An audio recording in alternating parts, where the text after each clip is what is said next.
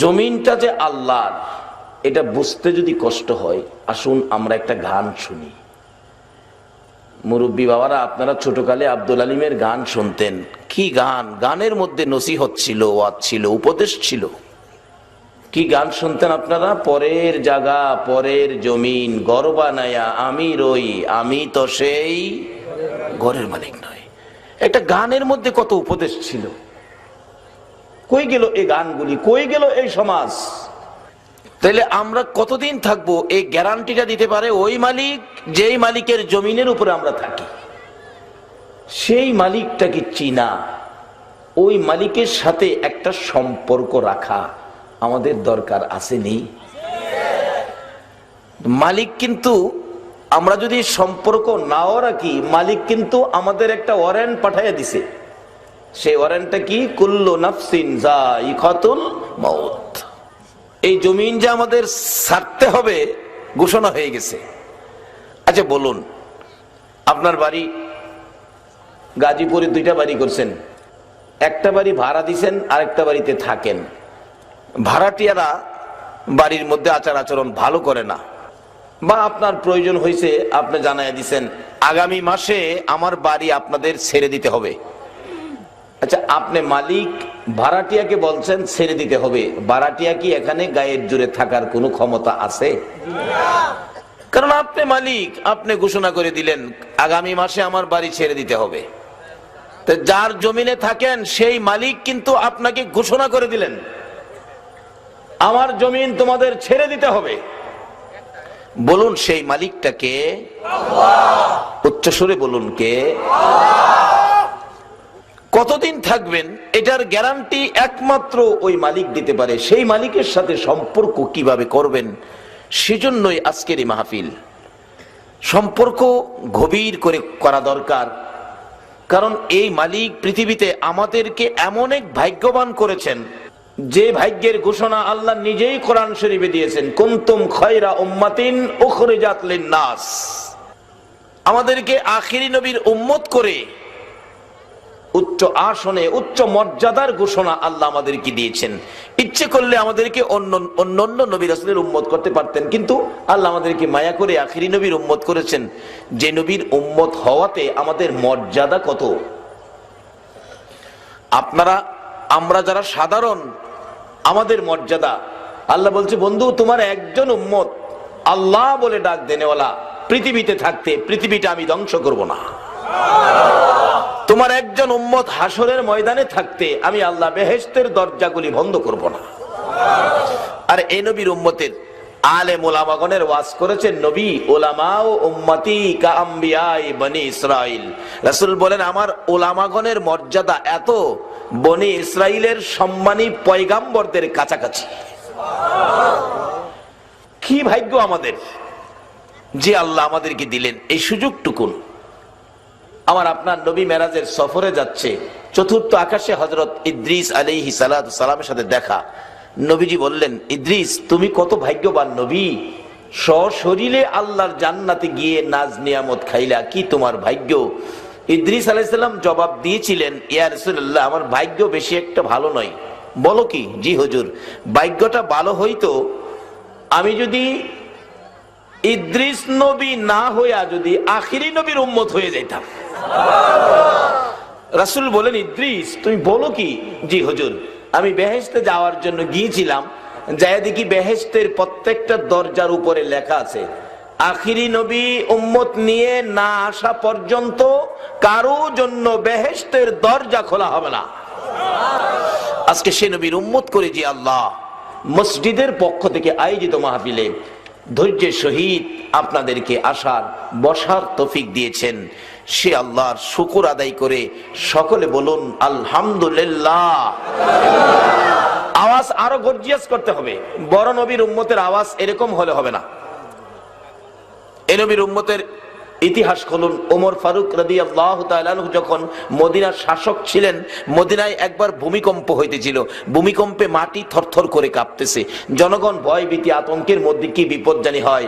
জনগণের প্রতিনিধি ওমর জনগণের পাশে চলে আসলেন। আপনাদের কিসের ভয়? কেন আপনারা আতঙ্কে আছেন? জনগণ বলে হুজুর ভূমিকম্প। ওমর বলেন আপনারা ভয় পাবেন না, আমি ওমর ভূমিকম্পকে সাইজ করার ক্ষমতা রাখি। কেমন রাষ্ট্রপতি ছিলেন, ভূমিকম্পকে সাইজ করার ক্ষমতা রাখেন। আর আমরা দেশের রাষ্ট্রপতি হইয়া বই রইছে, চাউলের দাম কমাইবার ক্ষমতা রাখে না, তেলের দাম তো কই না, ডাইল খাওয়া ছাইরেই দিছি। লজ্জা থাকা উচিত। আসুন সেই রাস্তা খুঁজে বের করি, যেই রাস্তার রাষ্ট্রপতি হলে ভূমিকম্প সাইজ করতে পারে। ওমর ভূমিকম্পের বিরুদ্ধে ঘর থেকে লাঠি নিয়ে বেরিয়েছে, মাটিতে আঘাত করতেছে, এই মদিনার মাটি কি পাইছিস, ভূমিকম্পের নাম দিয়ে নড়াচড়িটা করবি, থাম থাম বলছি, নড়তে পারবি না। ভূমিকম্প থেমে গেল। অবশেষে ওমর ফারুক রাদিয়াল্লাহু তাআলা বলতেছেন, এরে মদিনার মাটি, তুই যে ভূমিকম্পের নাম দিয়ে নড়াচড়িটা করলি, তোর কি লজ্জা করলো না? তুই কি জানোস না এই মাটিতে যে আমার রাসূল ঘুমিয়েছে? ওমরের চাবুকের আঘাতে মদিনার মাটি এমন ভাবে খামোশ হয়েছে, কিয়ামত পর্যন্ত মদিনায় আর ভূমিকম্প হবে না। যে নবীর উম্মত ভূমিকম্প থামিয়ে দিতে পারে, সে ওমর যেই কালিমা পড়েছে, আমরাও ঠিক একটা অক্ষরও বেশকম নাই। বেশকম থাকলে চরিত্রের মধ্যে কিছু বেশকম আছে। ওমর কালিমাটা পড়ে ভেজাল করে নাই, আমরা কালিমা ধরে ভেজাল সারি নাই। বাবারে, কিভাবে এই দেহ থেকে ভেজাল দূর করা যায়, কিভাবে সেই গর্জিয়াস উম্মত হওয়া যায়, সেজন্যই তো আজকের এই মাহফিল। যেই হোক, বলতেছিলাম, যেই কালিমাওয়ালা, যেই নবীর উম্মত ভূমিকম্প থামিয়ে দিতে পারে, অন্তত পক্ষে এই কালিমাটার ইজ্জত রাখতে যায়া শেষবারের মতো গর্জিয়াস কণ্ঠে সকলে মিলে আবারও বলুন আলহামদুলিল্লাহ। আচ্ছা, আপনার এই কণ্ঠ আওয়াজটা কি আগের সমান না বড় হইছে? তাহলে বোঝা গেল আমরা বুঝ আছে, লাইন পাইতেছি না। একটু বুঝাইলেই মাশাআল্লাহ, কি গান লাইন পাইতেছি না। আমাদের জন্য দুইটা লাইন টার্গেট করা আছে, দুইটা লাইন। একটা লাইন হলো কোরআন, আর একটা লাইন হলো হাদিস। এই দুইটা লাইন যদি আমরা ধরতে পারি, আল্লাহর কসম বিশ্বজুড়ে বিজয় হবে মুসলমানদের। কিন্তু এই লাইনে না আসা পর্যন্ত বিজয়ের আশা করেন না। আমি আপনাদের কাছে জানতে চাই, এত গর্জিয়াস করে আপনারা কার শুকর আদায় করলেন?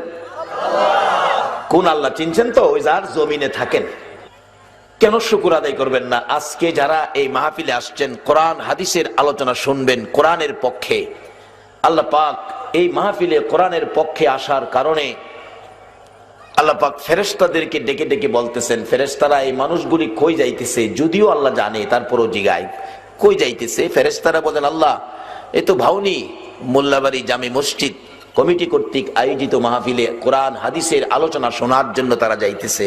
আল্লাহ বলেন, শোনো, তোমরা সাক্ষী থাকো, কোরআনের পক্ষে আমার যে বান্দাগুলো ঘর ছেড়ে, বাড়ি ছেড়ে, বিবি বাচ্চা, ভাই বোনের মায়া ছেড়ে কোরআনের পক্ষে বেরিয়ে গেল, সামনের পাওটা যে বাড়াইছে, পিছের পাওটা উঠাইবার আগে আগে আমি আল্লাহ তাদেরকে মাফ করে দিলাম।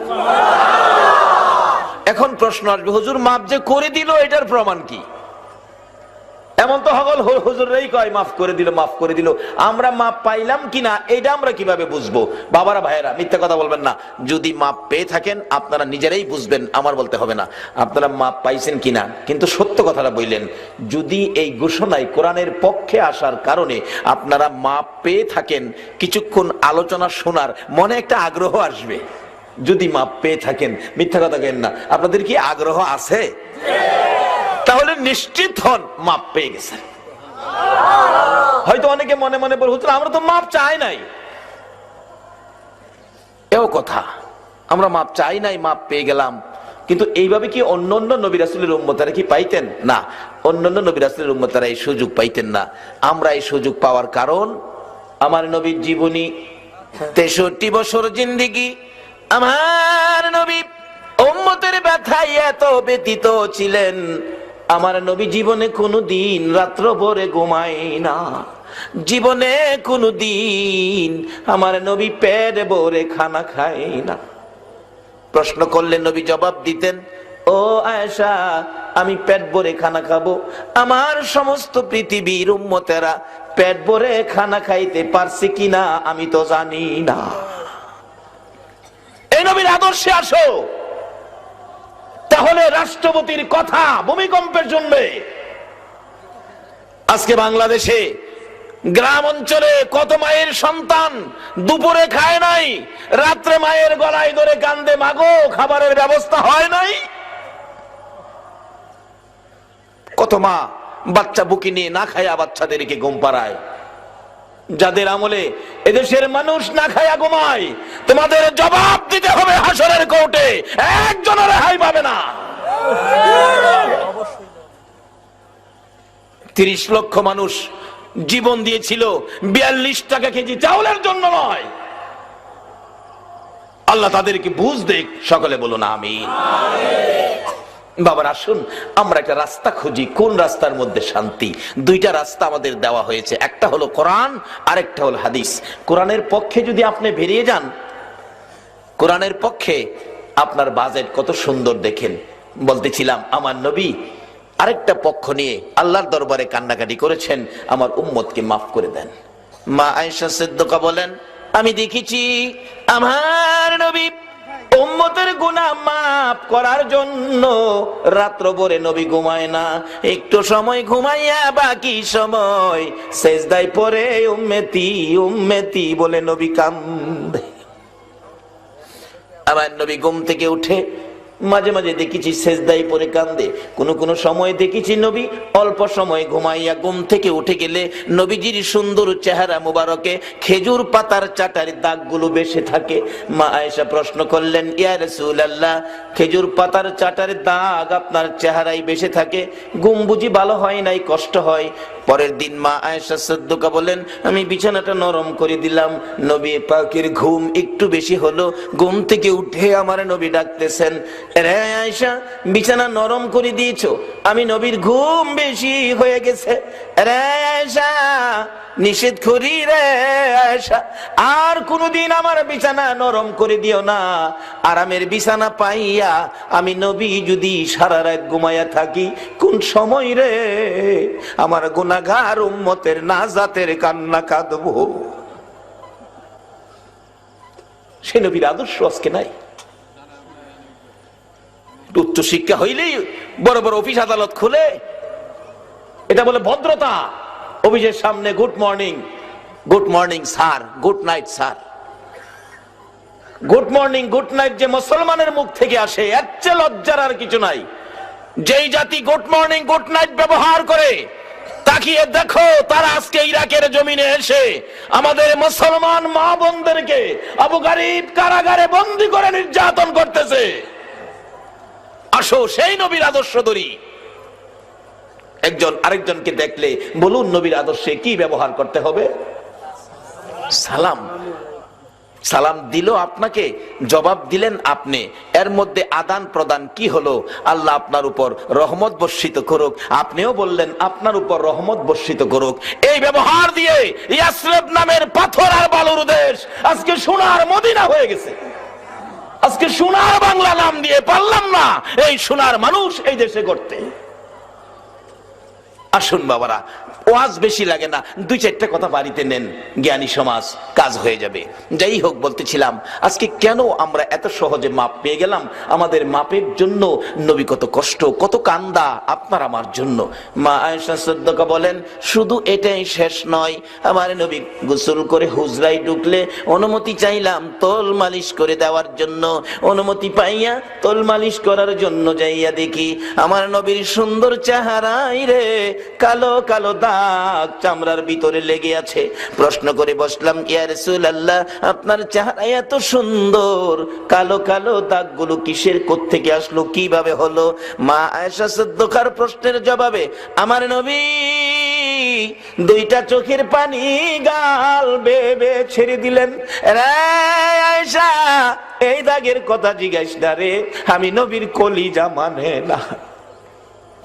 প্রশ্ন যখন করেছো জবাব দিব রে আয়েশা। এই দাগগুলো হলো তাইবের জমিনের যুবকদের পাথরের আঘাতের দাগ। আয়েশা রে, বিনা অপরাধে, বিনা দোষে, বিনা কারণে তাইবের যুবকেরা আমাকে মারতে মারতে একবার নয়, 2বার নয়, আমারে 3বার করে বেহুশ করেছে রে আয়েশা। আমি নবী রক্তাক্ত অবস্থায় রক্ত মাখা 2টা হাত বাড়াইয়া অনুরোধ করে বলেছিলাম, যুবকেরা রে, আমারে কোন অপরাধে মারলি, আমারে কোন কারণে কারণে মারলি, এত মায়ের আমারে মারলি, তোদেরকে একটু মায়া হলো না? তোরা কি জানোস না রে, আমার মা নাই, আমার বাবা নাই। আয়েশা কোনো কথাই তারা শুনলো না। মারতে মারতে আমাকে 3 বার করে বেহুশ করেছে। ওই তাইবের জমিনের যুবকদের পাথরের আঘাতের দাগ আমি নবীর চেহারায় লেগে আছে। মা আয়েশা সিদ্দিকা বলেন, ইয়া রাসূলুল্লাহ, এই দাগগুলো যদি তাইবের জমিনের যুবকদের পাথরের আঘাতের হয়, দাগগুলো দেখলে আমার কষ্ট হবে, আমার ব্যথা হবে। হুজুর, আমি জানি আপনার দোয়া আমার আল্লাহ কবুল করেন, একটু দোয়া করে দেন, আল্লাহ যেন দাগগুলো পরিষ্কার করে দেয়। আমার নবী কান্দে, রে আয়েশা, না রে না, এই দাগ আমি দোয়া করে পরিষ্কার করব না রে আয়েশা। হাসরের জমিন যেদিন কায়েম হবে, আদাত উপরে যেদিন সূর্য নেমে আসবে, সূর্যের তাপে মাথার সার ফেটে যাবে, মাথার মগজ গলে গলে নাকে কানে মুখে দিয়া বাহির হবে। ওই দিন আমার উম্মতেরা রে আয়েশা গুনার বোঝা মাথায় লইয়া পাগলের মতো দৌড়াবে, এতিমের মতো কাঁদবে, আর চিৎকার মেরে ডাকবে, নবী কই গো, নবী কই। ওই ডাকগুলি শুনে আমি নবীর কলিজা মানবে না, আমি কিছুই যখন পাবো না, তাইবের জমিনের পাথরের এক একটা দাগের বিনিময় আমি নবী কোটি কোটি গুনাহগার উম্মতের নাজাতের দাবি করব। আমার আল্লাহ বলেন, বন্ধু গো, তাইবের জমিনের পাথরের আঘাতের দাগ উম্মতের নাজাতের জন্য রেখে দিলা। ও বন্ধু, আমি তোমারে কত মায়া করি, কত আদর করি, কত ভালোবাসি।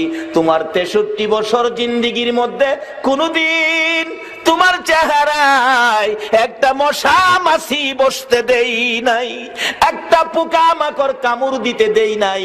ওই চেহারায় পাথরের আঘাতের দাগ উম্মতের নাজাতের জন্য রেখে দিলা গো বন্ধু। যাও, কথা দিলাম, তোমার উম্মত যারা হবে, তোমার আদর্শের মালা যারা গড়াই পড়বে, তোমার তরিকায় যারা চলবে গো বন্ধু, তোমার উম্মত যারা হবে, যাও, আমি আল্লাহ কথা দিলাম, তাদের মাপ চাইতে হবে না। একটু সুযোগ যদি আমি আল্লাহ পাই, তোমার উম্মতের, তোমার ওই কষ্টের বিনিময় তাদেরকে আমি আল্লাহ মাফ করে দিব। যেই নবীর উম্মতের এত সহজে মাফ করে দেন, আজকে সেই মাপের মূল অবস্থানটা হলো আজকের মাহফিল। যেই মাহফিলে আসার কারণে কোরআনের পক্ষে আল্লাহ আপনাকে আমাকে মাফ করে দিলেন। আজকে সেই নবীর আদর্শ, সেই পথটা কিভাবে ধরতে পারি। যাই হোক, মাপের রাস্তাটা হলো কোরআনের পক্ষ, মাপের রাস্তাটা হলো কোরআনের পক্ষ। সেই কোরআনের পক্ষে যারা বসছেন, আসছেন, মাপ সহজ, আরো সহজ। বাস্তব একটি ঘটনা বললেই আপনাদের বুঝে আসবে, যেটা ভারতবর্ষের ইতিহাস। এক কোরআন পড়নেওয়ালা কেরাসিনের বাতি দিয়ে কোরআন শরীফ পড়তেন। এক কোরআন পড়নেওয়ালা কোরআন শরীফ পড়তেছে, পড়তে পড়তে হারিকেনটা আস্তে করে নিভে গেল। হারিকেনে ধরে দেখে কেরাসিন নাই। ওই কোরআন পড়নেওয়ালা পকেটে হাত দিয়া দেখে টাকাও নাই। আফসোস করতেছে, আহ আল্লাহ, এত গরিব আমারে বানাইলা, কোরআন শরীফ পড়বো, আমার কেরাসিন নাই, টাকা নাই, এত গরিব আমারে কেন বানাইছো? এত দুনিয়াতে গেলে গেই ভালো ছিল। দুঃখে কাঁদতেছে ওই কোরআন পড়নেওয়ালা। রাস্তা দিয়ে যাইতেছিল এক বড় লোকের ছেলে। হ্যাঁ, শুনে একটা বাচ্চার কান্না অন্ধকার ঘরে, ভারতবর্ষের ইতিহাস বলছি। দরজায় ধাক্কা দিলে বাচ্চাটা দরজা খুলে দিল। বাবা অন্ধকারে বসে কাঁদতো, কি ব্যথা, কি দুঃখ। চাচা, আমি দেখেন এই যে কোরআন শরীফ, কোরআন পড়বো, আমার কেরাসিন নাই, আমার পকেটে পয়সা নাই, আল্লাহ আমারে কেন এত গরিব বানাইলো, দুঃখে কান্দি। ওই যুবকটার অভ্যাস ছিল ইতিহাস লেখে মদ খাইতো। কিছুক্ষণ চুপ করে থেকে, আমি কত বিষয়ের মদ খাই, তুই কোরআন পড়বি, পয়সা নাই, কেরাসিন নাই। এই বাবু শোনো, আর কাইন্দো না, আমি অনেক পয়সার মদ খাইতাম, আজ থেকে আমি আর মদ খাবো না। কোরআন কি করে দেখেন না আপনারা? কোরআনের পক্ষে সামনের পাও বাড়াইলেন, পিছের পাও উঠাইবার আগে মাফ। আর কোরআনের কাজেই হলো মানুষকে মাফ করায় দেওয়া। বাবু কান্দিস না, আমি আর মদ খাবো না, যতদিন বেঁচে থাকি তোকে কোরআন শরীফ পড়ার জন্য আমি কেরোসিন কিনে দেব। দোকানদারকে জাগাইলেন ঘুম থেকে, বাড়ির কাছাকাছি দোকান। এই দোকানদার ওঠ, বড় লোকের ছেলে ডাক, দোকানদার তো উঠছে, আরো খায় মদ, মেজাজ টেজাজ তো সুবিধা না, বুঝেন না? কি ব্যাপার ভাইজান, এত রাত্রে আমারে জাগাইলেন, তুই কেরোসিন বেচস? হ্যাঁ বেশি তো, আমারে 1 টিন কেরোসিন দে। দোকানদার মনে মনে কয়, এতদিন খাইতো এইটা অনকে আবার এইটা ধরছে নি, কেরোসিন দিয়ে কি করবো বুঝি না, বয়ে আবার কয়ও না, সাহস করে কয়েই ফেলাইছে। ভাইজান কেরোসিন কি করতেন? আপনার তো কেরোসিনের কোনো দরকার মনে করি না। কই কথা বাড়াইস না, কেরোসিনে এক টিন দে। এক টিন কেরোসিন নিয়ে বলতেছে দাম কত? হাই মনে মনে কয় দামও দিব? আমরা দেশে এমন সোনার বাংলায় এমন সোনার সন্তান আছে না, দোকানের জিনিস নিয়ে দাম দেয় না। এই জন্যই আজকে বাংলার জমিনে ঘূর্ণিঝড় সিডর আসে। যদি এই নবীর আদর্শে আদর্শবান হতে পারেন, এই নবীর পরিচয় যদি সেট করতে পারেন চেহারার মধ্যে, আল্লাহর কসম ঘূর্ণিঝড়ের কোনো ক্ষমতা নাই আপনাকে ধরার।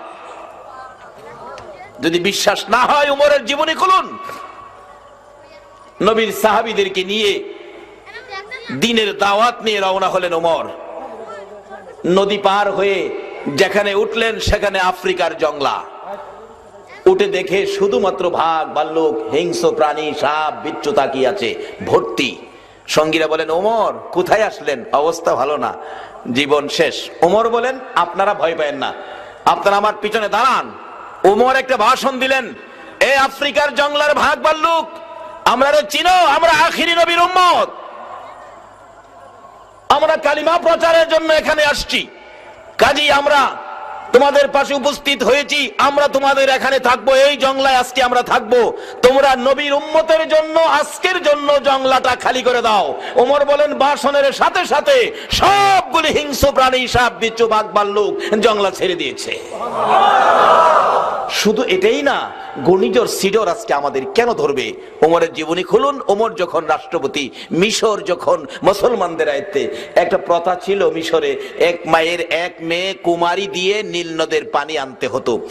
মুসলমানের আয়ত্তে আসার পরেও তারা একটা মেয়েকে সাজিয়ে ঢুল ঢাঙ্কর বাজিয়ে যাইতেছে পানি আনতে।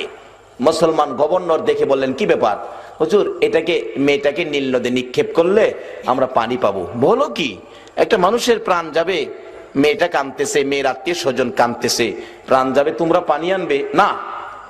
এটা মানতে পারি না, দাঁড়াও, এক কদম সামনে যাবে না, ফিরে যাও। নীল নদে কুমারী নিয়ে পানি দিবে, এত বড় সাহস নীল নদে কই পাইল? যাও, ফিরে যাও, দেওয়া হবে না। যার মেয়েটা বেঁচে গেল, মা বাবা খুশি, এই গভর্নরের উসিলায় আমার মেয়েটা বেঁচে গেল। আর যারা পানি আনতো তারা কই কি গভর্নর আইলো রে, পানি ফাইলাম না। চিঠি লিখছে মদিনায়, আমিরুল মুমিনিন, মিশরে এই প্রথা চলতে ছিল, আমি বাধা দিলাম। গভর্নরের চিঠি। ওমর বলেন যা করেছো ঠিক করেছো, দাঁড়াও আমি নীল নদের কাছে চিঠি পাঠাচ্ছি। ওমর চিঠি লেখে নীল নদের কাছে, পৃথিবীর কোন মুসলমান অস্বীকার করার ক্ষমতা নাই। চিঠি লিখেছিলেন বিসমিল্লাহির রহমানির রহিম। আজকে এই বিসমিল্লাহটাও মুসলমান ব্যবহার করে না। শান্তি কোত্থেকে আসবে? শান্তির দরজা তো বন্ধ করে রাখছি। চিঠি লিখলেন নীল নদের কাছে, চিঠি পাওয়া মাত্র পানি আসতে হবে। পৌঁছে গেল, লম্বা ঘটনা সংক্ষেপ করলাম। গভর্নর সাহেব বললেন আসেন, এলাকাবাসী পানি পাবেন, নীল নদের কাছে এই চিঠি দেওয়া হয়েছে। বলেন কি, চিঠি দিলে পানি আসবে? হ্যাঁ আসেন। এই নবীর পরিচয় সেট করেন দেহের মধ্যে, নবীর আদর্শ সেট করেন দেহের মধ্যে। ওমর চিঠি লিখলেন, চিঠি নীল নদের কাছে নিক্ষেপ করতে দেরি, নীল নদ থেকে জোয়ারের পানি আসতে দেরি হলো না। আজকে সেই নবীর উম্মতের ঘূর্ণিঝড় সিডরে মারে, কত লজ্জার কথা। আসুন বাবারা ভাইরা, রাস্তাটা খুঁজে বের করি, আল্লাহ যদি তৌফিক দেন বের করব, সকলে বলুন আমিন। যাই হোক, বলতেছিলাম আমাদের সেই কোরআনের পক্ষে ওই এক টিন কেরোসিন নিয়ে বলতেছেন দাম কত? দোকানদার কই দাম দিবেন? কই হ্যাঁ দিমু। দাম টাকা দিলেন। দোকানদার বলতেছে আশ্চর্য, এতদিন তো এরকম আচার আচরণ দেখি না, আজকে আচার আচরণ পরিবর্তন। আসলে পরিবর্তন হলো কিসের উসিলাই? মাশাআল্লাহ, এই তো বুঝে ফেলছেন। কিসের পরশে গিয়ে পরিবর্তন? আজকে কারা সেই কোরআনের পরশে বসেছেন, কারা সেই কোরআনের আলোচনার আয়োজন করেছেন? নিশ্চয়ই আপনারা যেদিন মায়ের পেটে ছিলেন, মা বুঝি আপনারা পেটে থাকাকালীন একদিন হইলেও কোরআন শরীফ পড়ছিল। এমন একটা সমাজ ছিল আমাদের দেশে, আমাদের মা চাষিদেরকেই দেখছি ফজরের আজান দিলে ঘুম থেকে উঠে উড়ান বাড়ি ঝাড়ু দিছে, রাস্তায় মানুষ বাহির হওয়ার আগে আগে রাস্তাটাও ঝাড়ু দিয়ে দিছে। আমার মারে দেখছি রাস্তা ঝাড়ু দেয়, জিজ্ঞেস করলাম মা রাস্তা ঝাড়ু দাও কি লিগা? বাবা রে কত মানুষ চলাফেরা করে, একজন আল্লাহর ওলিও তো রাস্তাটা যাইতারে, এর লেগে পরিষ্কার করে দিল। পরে দেখলাম উজু করে ফজরের নামাজ পড়ছে, সূরা ইয়াসিন সূরা রহমান তেলাওয়াত করে রান্নাঘরে রান্না করতে গেছে। ওই তাফসীর গুলো যেই সন্তানের কাছে আছে তারাই তো কোরআনের পক্ষে বসে। এখন তো আর এই তাফসীর নাই, শুধু টিভি আর টিভি। এই তাফসীরের সন্তানগুলো রাস্তায় ময় মুরব্বি দেখলে সালাম দিত, না জানি বেয়াদবি হয় রাস্তার কিনারে দাঁড়িয়ে যাইতো। এখন পিচ্ছি পিচ্ছি হুলাভান গানও টান মাইরা বইতা হয়। বাবারে আসুন সমাজ পরিবর্তন করি। কি দিয়ে করবেন? আসুন কোরআনের পরশে। বলতেছিলাম কোরআন কি করে দেখেন। যুবক এক টিন কেরোসিন টাকা দিয়ে বলতেছেন দোকানদার এই কেরোসিনের টিনটা আমার মাথায় দে। দোকানদার বলেন আশ্চর্য হলাম, জীবনে কোনোদিন একটা পলিথিন ব্যাগ হাতে নিতে দেখি নাই। ভাইজান আজকে কারণ কি কেরোসিনের টিন মাথায় নেবেন? কেরোসিন মাথায় লইয়া কই যাবেন, কারণ কি বুঝতে পারলাম না। যুবক দুইটা চোখের পানি জর্জর করে ছেড়ে দিলেন। ও দোকানদার কথা বাড়াইস না রে, দে কেরোসিনের টিন আমার মাথায় দে। জীবনে বহু পাপ করেছি, দেখি আমার আল্লাহ নি আজকে মাফ করে দেয়। দোকানদার কেরোসিনের টিন মাথায় দিয়ে তাকিয়ে আছে। কই যা রাত্রের বেলা? যাইতে যাইতে যাইতে যাইতে ওই কোরআন পড়নেওয়ালার ঘরের দরজায়, বাবা দরজা খুলো, দরজা খুলো, দরজা খুলে দিল। এই লও এক টিন কেরোসিন তোমাকে দিয়ে গেলাম, কথা দিলাম রে জীবনে আর মদ খাবো না, যতদিন বেঁচে থাকি কোরআন শরীফ পড়ার জন্য আমি কেরোসিন তোকে কিনে দিব। এই কেরোসিন শেষ হইলেই আমারে জানাবি। এরপরে যুবক কেরোসিন দিয়ে রওনা হলেন, বাড়িতে যাবেন, আর মদ খাবে না। বাড়িতে যাইতে না যাইতে ভারতবর্ষের ইতিহাস বলছি, আমার আল্লাহ ডাকে জিবরাইল, আজরাইলের কাছে রিপোর্ট পৌঁছাইয়া দে, নোটিশ দিয়ে দে ওই যুবকের হায়াত শেষ হয়ে গেছে। বলুন হায়াত শেষের নোটিশ একদিন আমাদের সকলের ঘরের দরজায় লাগবে কিনা? এর থেকে বাঁচার ক্ষমতা পৃথিবীর কারো নাই। নোটিশ পাইয়া আজরাইল যুবকটার রূহ বের করে নিয়ে গেলেন। সকালবেলা খবর হলো মদখুর যুবক মারা গেছে। আলেম ওলামারা কয় হ্যাঁ জানাজা আমরা পড়বো না। মুসল্লিরা কয় হুজুর জানাজা পড়বেন, আমরা গেলে এনে পড়তেন, আমরা তো যাবো না হ্যাঁ জানাজায়। গোসুল যে করাই তো হ্যাঁ সকালবেলা গ্যারাম সাইরা দিছে, মদখুরে গোসুল করাবো। সম্মিলিত কবরস্থান কমিটি বলতেছেন আমাদের সম্মিলিত কবরস্থানে এই মদখুরের লাশ দাফন করতে দেওয়া হবে না। আত্মীয় স্বজনরা কি করবে? গোসল ছাড়া, কাফন ছাড়া, দাফন ছাড়া জংলায় নিয়ে ফেলে দিল, যাতে শিয়াল টিয়ালে খেয়ে ফেলে। একদিন এক রাত, দুই দিন দুই রাত, তিন দিন তিন রাত যেদিন চলে যায়, ওই ছেলেটা যে মাদ্রাসায় পড়তো ওই মাদ্রাসার তিনজন শিক্ষক একই সময় একই অবস্থায় স্বপ্নে দেখে কে যেন লাশটা দেখায়া দেখায়া বলতেছে এই লাশটাকে নিয়ে তোমরা কাফন দাফন করো। বাবারে কোন কোরআনের পক্ষে আজকে বাড়ি ছেড়ে বসে আছেন? সকালবেলা ছোট হুজুর মেজু হুজুরকে বললেন হুজুর স্বপ্নে দেখলাম, ঘটনাটা কি? মেজু হুজুর কয় আমিও তো এই স্বপ্নটা দেখলাম হুবহুব। চলেন বড় হুজুরের কাছে। বড় হুজুর স্বপ্নে দেখলাম ঘটনা এই, ব্যাপারটা কি? বড় হুজুর বলেন আপনারা যা দেখছেন আমিও তাই দেখছি, চলুন তো দেখি। জংলায় যায়, জংলায় যায় দেখে 3 দিন 3 রাতের লাশ পড়ে আছে, একটা মাছিও বসে না। আজকে আপনারা কোন কোরআনের পক্ষে বসেছেন?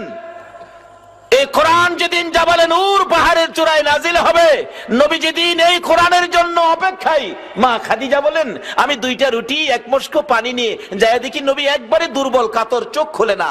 মা খাদিজা নবীজির পাও মোবারকের পাশে দাঁড়ায়া দাঁড়ায়া কান্দে, মাবুদ মাবুদ রে, না জানি তোমার বন্ধু দুনিয়া থেকে বিদায় হয়ে গেল। এই ব্যথায় মা খাদিজা কাঁদতেছিলেন। আমার নবী চোখ খুলে খাদিজার মুখের দিকে তাকাইয়া মুস্কি মুস্কি হাসতেছিলেন। খাদিজা বলেন বলেন, ইয়া রাসূলুল্লাহ, আমি আপনার ব্যথায় কান্দি আর আপনি হাসেন, কারণ কি? আমার নবী বলেন, খাদিজা রে, আমি কোরআনের জন্য বসে আছি জাবালে নূর পাহাড়ে, আর তুমি কোরআনের খেদমতে নবীর ভালোবাসায় 2টা রুটি 1 মস্কো পানি লইয়া এই পাহাড়ের চূড়ায় আসার কারণে রে এখন জিবরাইল আমার কানে খবর দিল, আমার আল্লাহ তোমার এই কষ্টের বাজেট কোরআনের পক্ষের জন্য দিয়েছে। রে খাদিজা, আমি কেন হাসি শুনো? কষ্ট করে আমি নবীর জন্য কোরআনের পক্ষে 2টা রুটি 1 মস্কো পানি নিয়ে আসার কারণে রে এখন আমার কানে জিবরাইল খবর দিল, আমার আল্লাহ তোমার জান্নাত দান করে দিয়েছে। শুধু জান্নাত নয় রে খাদিজা, আমার আল্লাহ তোর সালামও জানাইছে। যে কোরআনের পক্ষে একটু কষ্ট করলে মা খাদিজা 2টা রুটি 1 মস্কো পানি নিয়ে আমার আল্লাহ জান্নাত দেয়, সালাম দেয়। এই কোরআনের পক্ষে কারা বসেছেন? কেমন মায়ের সন্তান আপনারা? কারা গো এই মাহফিলের আয়োজন করেছেন? আপনাদেরকে কেমন মা পেটে রাখছে? নিশ্চয়ই আপনাদের ভাগ্য ভালো। কিভাবে ভালো? বাস্তবে আসুন। তারপরে 3 হুজুর লাশ নিয়ে মাদ্রাসার সামনে গোসল দিয়ে কাফন পরাইয়া ডাক দিলেন, এলাকাবাসী আসেন, বড় হুজুর ডাকতেছে, জানাজা হবে, আপনারা আসেন। বড় হুজুরের ডাক, লোকেরা এসে হাজির। হুজুর, কার জানাজা? কাফনের কাপড়টা খুইলা দেখে ওই মদখোর যুবক। হুজুর, সর্বনাশ করছেন, সামাজিক ভাবে যাকে বয়কট করা হলো আপনারা সেই যুবকটাকে আনছেন কাফন দাফন করতে, এটা একটা কাজ করলেন। বড় হুজুর বলেন, বাবারে, আপনারা যেমন বয়কট করছেন আমিও বয়কট করছি, কিন্তু নিশ্চয়ই তার জীবনে এমন কোন কাজ হয়ে গেছে যার বিনিময় আল্লাহ তাকে মাফ করে দিয়েছে, যেটা আমরা জানি না। বড় হুজুর বলেন, আচ্ছা দেখি একটু পরীক্ষা করে এরকম কোন ঘটনা তার জীবনে কেউ জানে কিনা। উপস্থিত মুসল্লিরা, আপনারা কি তার জীবনে কোনো ভালো কাজ জানেন? কেউ তো জানে না। দোকানদার কইতাছে, হুজুর, একদিন আমার কাছ থেকে এই 3 রাত আগে আমার কাছ থেকে 1 টিন কেরোসিন নিছিল, আর বলছিল জীবনে বহু পাপ করছি, দেহি এর বিনিময় নি মাফ করে। কই নিছিল তা জানি না। এমনি সময় দেখা যায় জানাজার কাতারের শেষ মাথায় ওই কোরআন পড়নেওয়ালা মাদ্রাসার ছাত্রটা কান্দে। বড় হুজুর ডাকতেছেন, বাবা এদিকে এসো। তুমি কেন কান্দো? এই লোকটা কি তোমার বংশের কেউ? না হুজুর। আত্মীয় স্বজন কেউ? না। রোজিং বাড়ির কেউ? না। তাহলে কেন কান্দো? হুজুর, কোরআন শরীফ পড়বো, কেরোসিন ছিল না, বাতি নিভে গিয়েছিল, অন্ধকারে বসে কাঁদতেছিলাম, পকেটে পয়সা নাই, কেরোসিন কেনার মতো আমার ক্ষমতা নাই, দুঃখে কাঁদতেছিলাম, এত গরিব কেন আমার আল্লাহ বানাইলো? কোরআন শরীফ পড়বো, আমার কেরোসিন নাই। এই যুবকটা আমাকে ডাক দিল, দরজা খুলে দিলাম, বলতেছে, কেন কান্দি বুঝাইলে? লোকটা কিছুক্ষণ চুপ করে থাইকা কয়, বাবা কান্দিস না, জীবনে বহু পয়সার মদ খাইছি রে, আর মদ খাবো না, যতদিন বেঁচে থাকি কোরআনের জন্য কেরোসিন কিনে দিব। এই বলে হুজুর 1 টিন কেরোসিন নিজে মাথায় লইয়া গো আমার ঘরের মধ্যে হাজির হয়ে গেছে। আল্লাহর কসম করে বলি, দেখা যান, তার কিনা কেরোসিনের টিন এখনো আমার ঘরের মধ্যে আছে। হুজুর, আমি কান্দি, এই যুবকটা যে মৃত্যুবরণ করলো, আমারে আর কেরোসিন কে কি না দিবে, সেই দুঃখে আমি কান্দি। বড় হুজুর বলেন, উপস্থিত মুসল্লিরা, মাফের প্রমাণ পেয়ে গেছি। এই বাচ্চাটাকে কোরআন শরীফ পড়ার জন্য কেরোসিন কিনে দিছে, আর বলেছে জীবনে মদ খাবে না, যতদিন বেঁচে থাকে কোরআনের পক্ষে থাকবে, কোরআনের জন্য কেরোসিন কিনে দিবে। হয়তো এই 1 টিন কেরোসিন কোরআনের পক্ষে দেওয়ার কারণে আমার আল্লাহ তাকে মাফ করে দিয়েছে। স্বপ্ন যুগে কাফন দাফন জানাজা পড়ার নির্দেশ করেছে। আসুন আমরা জানাজা পড়ি। ছাত্রটা কাঁদতেছে আর ডাকতেছে, হুজুর, আমিও একটা স্বপ্নে দেখেছি। আজকে কি স্বপ্ন দেখেছো? হুজুর, আজকে রাত্রে আমি স্বপ্নে দেখি এই যুবকটা 1 টিন কেরোসিন মাথায় লইয়া আমার রাসূলের সঙ্গী হইয়া গো আল্লাহর জান্নাতের ভিতরে ঢুকতেছে। বাবারা, ভাইরা, কারা এই আয়োজন করেছেন, কারা এই আয়োজনে বসে আছেন? কোরআনের নির্দেশ বোঝা যায় আপনারাও সেই রাসূলের সঙ্গে জান্নাতি হবেন। আল্লাহ তুমি কবুল করো, সকলে বলুন আমিন। বাবার, আসুন আমি পবিত্র কোরআন শরীফ থেকে, হাদিস শরীফ থেকে যা তেলাওয়াত করেছি, আল্লাহ যেটুকুন তৌফিক দিবেন আমি সেটুকুন আলোচনা করব। আসুন আলোচনায় যাই। আলোচনা যাওয়ার আগে মহব্বতে আর একটু দুরূদ শরীফ পড়ুন। আল্লাহুম্মা সাল্লি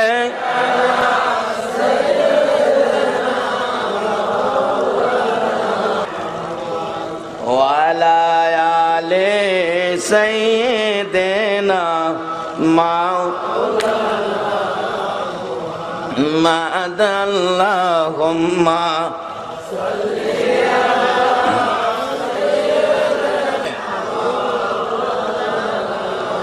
মুহাম্মদ ওয়া আলা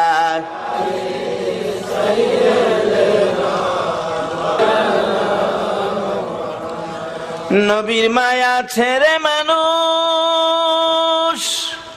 কোথায় আছো বুঝি না, তোমার মায়ায় কান্দে নবী, তোমার মায়ায় কান্দে নবী, শুয়ে সোনার মদিনা।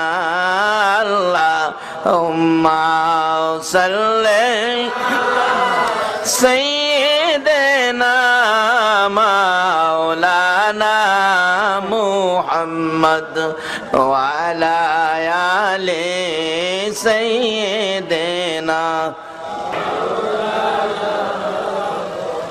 বলগল উলা বিকামালিহি কশফত দুজা বিজামালিহি হাসনাত জামিউ খিসালিহি সাল্লু আলাইহি ওয়া আলিহি।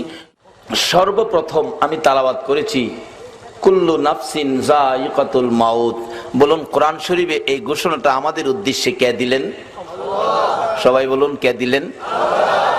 এটা একমাত্র আল্লাহই দিতে পারে, কারণ সকল প্রাণী বানাইলেন কে? কারণ যিনি বানাইছেন ইনিই জানেন এটা কতদিন গ্যারান্টি। যেমন বাস্তবে আসুন, এই মাইকের মাউথ গুলো আমার সামনে, যে কোম্পানি যেই মাউথটা বানাইছে সেই গ্যারান্টি দিয়ে দিছে এটা 5 বছর। আমি তোফাজ্জল মৌলবী যদি কই 50 বছর, আচ্ছা আমারটা ঠিক হবে না কোম্পানিরটা ঠিক হবে? কারণ কোম্পানি জানে এর মধ্যে কি কি নাট বল্টু ফিটছে, কিন্তু আমি তো জানি না। আচ্ছা আমরা যে বানাইছে আল্লাহ, কিদ্দা বানাইছে বলুন, আমরা জানি না আল্লাহ জানে? তাই ঘোষণা দিলেন কুল্লু নাফসিন যায়িকাতুল মাউত। আবার সাথে সাথে আরেকটা ঘোষণা আছে কোরআন শরীফের আরেক জায়গায়। ঘোষণাটা কি? খুলিকাল ইনসানু যায়িফা। আমরা যাতে এই কথাটা সহজে মাইন্ড না নেই, সকল প্রাণী যে মরতে হবে, খাস করে মানুষের উদ্দেশ্যে আবার একটা ঘোষণা দিলেন, ও মানুষ আমি তোমাদেরকে দুর্বল করে বানাইছি। আল্লাহ বলতেছে আমরা বলে দুর্বল করে বানাইছে। দুর্বল করে বানাইছে এই প্রশ্ন যদি জিগান কেন দুর্বল করে বানাইলেন, এই প্রশ্নের সমাধান আপনারাই নিতে পারবেন। বাস্তবে আসুন, এই প্যান্ডেলটা কত বড় প্যান্ডেল বলুন, প্যান্ডেলের পালাগুলি কি সবল না দুর্বল? পালাগুলি এত বড় ঘর যদি কেউ বানতেন, টিনের ঘর, এরকম দুর্বল পালা দিয়া পারতেন ঘর বানাইতে? আচ্ছা এত বড় প্যান্ডেল, পালাগুলি দুর্বল, বাঁশের পালা বহু দূরে দূরে, এরপর মুডানা চিকন। আচ্ছা এত বড় প্যান্ডেলটা এত দুর্বল পালা দিয়া বানাইলো কেন? কারণটা কি? এই তো মাশাআল্লাহ, এটা মাহফিল শেষ হইলে সুযোগ পাইলে রাত্রে ভেঙে নেব, এই জন্য এটা দুর্বল। আল্লাহ বলেন আমিও তোমরা দুর্বল করে বানাইছি, কারণ তোমরা তো মইরই যাবে গা, কারণ ওয়ারেন্ট তো হয়ে গেছে। বাবারে আমরা না চিন্তা করি না, আজকে যদি এটা কোন থানা? শ্রীপুর থানার কোন ওয়ারেন্টের আসামি যদি জানে আজকে পুলিশ বাইটাইব হেরে দরবার লাগিয়া, বলুন তো একই রাত্রে বাড়িতে থাকবো? অথচ দরাত পড়লে কি হইব? একটা বান দিব, একটা বান পুলিশ বাইন্দা থানাত নিতে থাকবো। রাস্তার মধ্যে ভালো বড় কোনো লোকে টেলিফোন পাইলে রাস্তা ছেড়ে দিব, ছাড়লো না রাস্তায়, টেলিফোন পাইলো না, নিয়ে গেল থানায়, থানার থেকে কোর্ট বিচার ধার্য করে তারে জেল দিয়ে জেলখানায় পাঠাইছে। দেখবেন 6 মাস পরে জামিনে আবার বাইরে আওয়ার সুযোগ আছে না? যেখানে জেলখানার থেকে জামিনে বাইরে আসা যায়, পুলিশ একটা বান দিয়ে নিবে, টেলিফোন করলে আবার ছাইরা দেয়। এত কিছু সুযোগ থাকার পরেও ওয়ারেন্টের আসামি পুলিশ আসবে খবর পাইলে বাড়ি থাকে না। কিন্তু আমরা এমন এক কোর্টের ওয়ারেন্ট আমাদের উপর হয়ে গেছে, যে ওয়ারেন্টের আসামি ধরা পড়লে 3টা বান দিবে। মাথার মুড়ি টাইনা টাইনা বাঁধবে, পায়ের মুড়ি টাইনা টাইনা বাঁধবে, মাঝখানে আরো একটা বান। বলুন দিবে কিনা? দেয় না? যে ওয়ারেন্টের আসামি ধরা পড়লে সাদা কাপন পরাইয়া বিদায় করবে, কারো টেলিফোনে রাস্তা থেকে আনা যাবে না। কারাগারে বন্দী হয়ে গেলে জীবনে আর কোনোদিন জামিনে আসার সুযোগ পাওয়া যাবে না। যেখান থেকে জামিনে আসা যায় টেলিফোনে মুক্তি পাওয়া যায়, একটা বান্দিয়া নিবে। তারপরে যদি এত বয়ে বাড়ি ছাড়তে পারেন, যেই কোর্টের ওয়ারেন্টের আসামি ধরা পড়লে 3 বান দিয়ে এমন এক কারাগারে ঢুকাবে যার থেকে জামিনে আসা যায় না। বলুন, ওই আসামি ধরা পড়ার আগে নিজের বাড়ি ছেড়ে আল্লাহর বাড়ি মসজিদে যাওয়া দরকার আছে কিনা? বাবারে, যার জমিনে থাকেন সেই মালিকের ঘোষণা, কুল্লু নাফসিন যায়িকাতুল মাউত। আগে লন এই বাড়িতে গিয়ে হাজির হয়ে যাইগা, ওই মালিকের ঘরে গিয়ে লন হাজির হয়ে যাইগা। কত জায়গায় গেলে দামি দামি খাটের মধ্যে শোয়া বসায়া যুবকেরা, যুবকদের উদ্যোগে মাহফিল বেশিরভাগ বাংলাদেশে হইতেছে এখন। এটা শুভ লক্ষণ, লক্ষণ ভালো দেখা যায়। ডাকে, হুজুর এই খাটটা দেখছেন কত সুন্দর ফ্যাশন, এটা আমার দাদার আমলের খাট। আবার জিগাই, বাবারে তোমার দাদা কই? দাদা আছে। হুজুর দাদা তো নাই। তোমার বাবা আছে? কোন হুজুর বাবাও নাই। দাদার আমলের খাট আছে, দাদা নাই। এই স্মৃতি কি বাউনি আছে না? দাদার লাগানো গাছটা আছে, দাদা নাই। বাবারে কত কিছু করলা, একদিন সব থাকবে, তুমি নাই। কারণ ওয়ারেন্ট তো হয়ে গেছে, ঘোষণা হয়ে গেছে, কবে জানি ধরা পড়ে যায়। এই চিন্তা পড়লে আগিলা মুরব্বীরা রাত্রে ঘুমাইছে না, ঘরের দিকে তাকায়া, বিছনার দিকে তাকায়া কাঁদছে। কি বলে? মিচামিচি কাটাইলাম জিন্দেগি, মিচা মিছি কাটাইলাম জিন্দেগি, চোখে দেখা হারাইলাম বন্দিগি। হাইরে চোখে দেখা হারাইলাম বন্দি কার বাবারি। বলুন, কার বাগর, কার বা কি, কার বাবারি, কার বাগর, কার বা কি, অন্ধকার কবরে হবে বসতি। হাইরে অন্ধকার কবরে হবে। এই কান্দা কান্ত আগিলা মুরব্বীরা, অহনের কানবো কই, সময় কই কান্দা।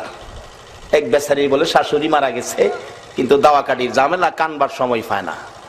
অন্য অন্য মহিলারা কয়, মহিলাটা কেমন রে, শাশুড়িটা এত মায়া করতো, এত আদর করতো, একদিন শাশুড়ির লেগে কানলো না।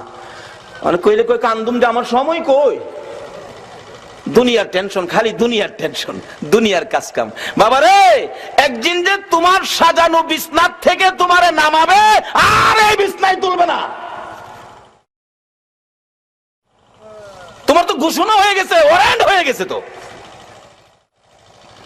বেচারি কয় আমার সময় কই, বৈশাখী দাওয়া কাটি লাগছে, হরির লেগে কানতাম। মানুষ সমালোচনা করে। একদিন এক ভিক্ষুক বেরিয়েছে, জোয়ান বেরিয়েছে, ভিক্ষা করতো। ওই বউ কইতাছে, মায়া একটা কাম করবা কি, তুমি ভিক্ষা কইরা সারাদিন গুইরা কত পাইবা, আমি আমার শাশুড়ির লেগে কানবার সময় পাই না, তুমি যদি একটু কাইন্দা আমার শাশুড়ির লেগিয়া একটু মানুষের বুঝাই দিতারো, আমি তোমার সন্ধ্যার সময় ফুসাইয়া দিয়া দিব। আচ্ছা কন্ত, শাশুড়ি মারা গেছে যার, সে এনে দুঃখে কানতে পারবে। আমার শাশুড়ি আমারে মেয়ের মতো আদর করতো, আমারে সঙ্গে না নিয়ে ভাত খাইছে না, আমারে গোসল না করাইয়া ভাত খাওয়াই লেছে, এইভাবে মেয়ের মতো মায়া করতো। অনেক ভিক্ষুক বিড়ি কাঁদবো কি কইয়া কন্ত? ভিক্ষুক বিড়ি কান্দে, মা গো মা, দেওই না কি না ওই দে, ফুরা ওই দে না বেশি ওই দে, দান ওই দে না চাইল ওই দে, আল্লাহ দান ওই দে না হিজনা দান ওই দে, ইটা কইয়া কান্দে। বাবারে, খালি যে দুনিয়ার হিসাব কিতাবে কানতেছেন, কিন্তু আগিলা মুরব্বীরা কানতো আখেরাতের হিসাব লয়া। মহব্বতে আর একটু দুরূদ শরীফ পড়ুন। আল্লাহুম্মা সাল্লি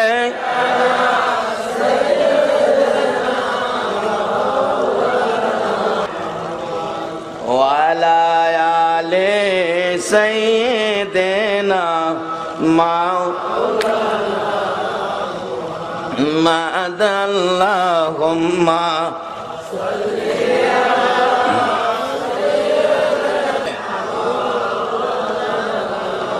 محمد وعلى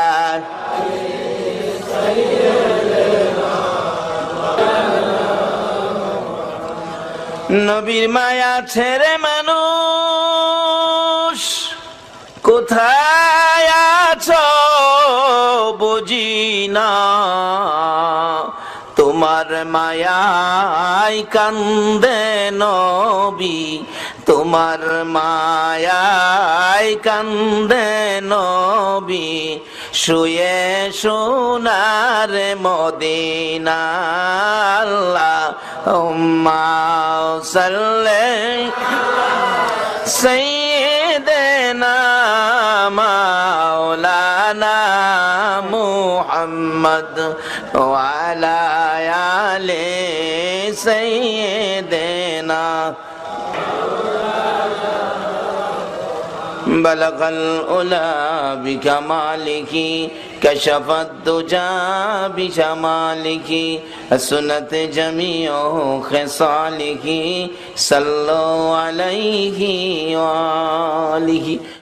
আসুন দোয়া করি, আস্তাগফিরুল্লাহ রাব্বি মিন কুল্লি যামবিন ওয়া আতুবু ইলাইহি লা হাওলা ওয়ালা কুওয়াতা ইল্লা বিল্লাহিল আলিয়্যিল আযীম। আসুন দোয়া করি, দোয়ায় শরীক হন সকলে। আল্লাহুম্মা আমিন, আল্লাহুম্মা আমিন।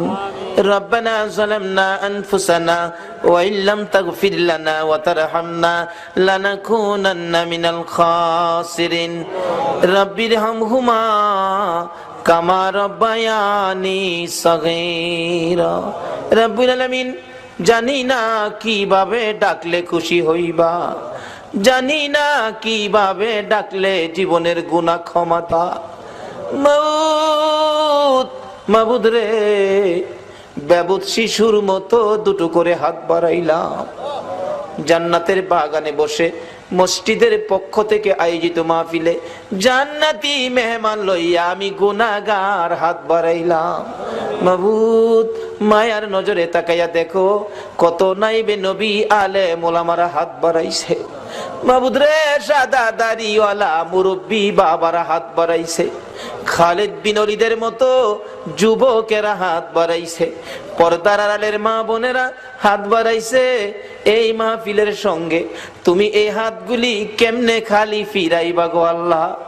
মাবুদ, এই মাহফিলের উসিলাই, এই মাহফিলে যারা হাত বাড়াইছে, আমি নেককার বুঝি না, গুনাহগার বুঝি না, মেয়ে বুঝি না, পুরুষ বুঝি না, আজকের জন্য নামাজি বুঝি না, বেনামাজি বুঝি না, যারা এই হাত বাড়াইছে গো, আমাকে সহ সকলের জীবনের গুনাহগুলো ক্ষমা করে দাও। মাউত, ক্ষমা চাইলাম, জীবনের গুনাহ ক্ষমা যদি না করো, কবে জানি মৌতের চিঠি দিয়ে আজরাইল পাঠাইয়া দাও, কবে জানি গর্তে বাহির করবে রে, আর ঘরের ভিতরে নিবে না। উঠানের কিনারে পর্দা টানাইয়া জীবনের শেষ গোসল করাবে রে। আদরের সন্তানেরা ঘরের বারিন্দায় দাঁড়ায়া দাঁড়ায়া কাঁদবে আর ডাকবে, বাবা গো, পর্দার ভিতরে কিসের গোসল করো গো বাবা। মা টাইনা টাইনা বুকে জড়াবে, আইরে আমার এতিম, আজকাল থেকে তোমরা এতিম হয়ে গেছো। এতিমের ঘটনা বলতে গেলে কলিজা মানে না রে আল্লাহ। আমার বড় ভাই 5টা বাচ্চা এতিম করে কবরে, বাড়িতে গেলে আমার ছেলেরা দৌড়াই আসে, আব্বু আইছে। আমার ছোট্ট একটা ভাতিজা দৌড়াই আইসা দাঁড়াইয়া, তাকে কিছু কয় না। জিজ্ঞেস করি, বাবা কি চাও, কি লাগবে, কি দরকার বলো। চোখের পানি ছেড়ে কান্দে, কেন কান্দো বলো না। আমারে ডাইকা ডাইকা কয়, চাচা গো, আপনি তো 1 দিন 2 দিন পর পর বাড়িতে আসেন, চাচা আমরা আব্বা কই গো, চাচা আমরা আব্বা কি আর জীবনে বাড়িতে আসবে না। মাউত। এইভাবে কবে জানি কার সন্তানেরা এতিম হইয়া যায়, কবে জানি কার বিছানা খালি হইয়া যায়। ওই দিন আসার আগে তোমার ঘর মসজিদের পক্ষ থেকে আয়োজিত মাহফিলে আমরা যারা হাত বাড়াইছি গো, ফিরাইও না, ঘুরাইও না, আমরা তুমি মাফ করে দাও। ই আল্লাহ, জীবনের গুনাহ মাফের আসার দরখাস্তের পর